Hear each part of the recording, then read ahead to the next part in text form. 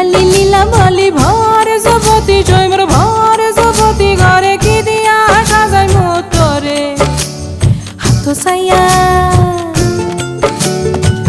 সাইয়া বালা দিমু মতিয়া লাগায়া শৈমর মতিয়া লাগায়া শৈমর কি দিয়া সাজাই মোতরে কান্ন সাইয়া কান খুলে দিমু পান্না লাগায়া শৈমর পান্না লাগায়া শৈমর কি দিয়া সাজাই মোতরে লীলাবালি লীলাবালি ভর যুবতী ঘরে কি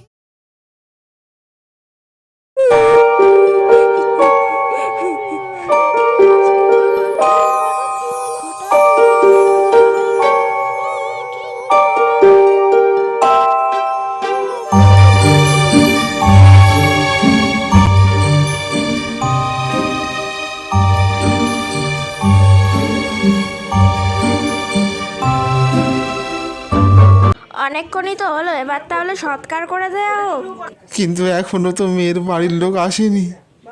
সেটাও ঠিক, তাহলে সৎকার কালকে করা হোক। হ্যাঁ, কালকেই একেবারে ভোরবেলা সৎকার করে দেওয়া হোক।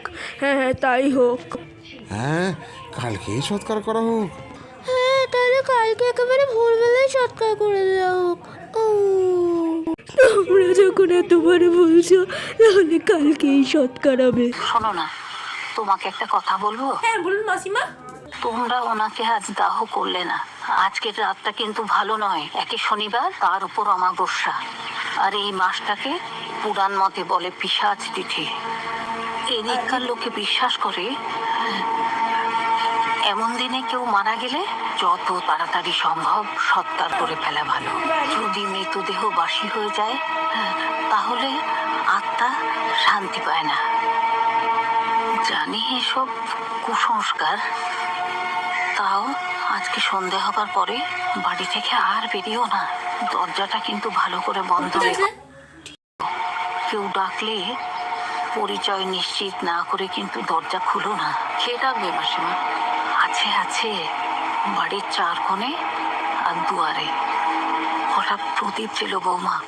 প্রদীপ, আর একটা জিনিস মনে রেখো, ওনার দেহ যেন কখনো ঘরে একা না থাকে।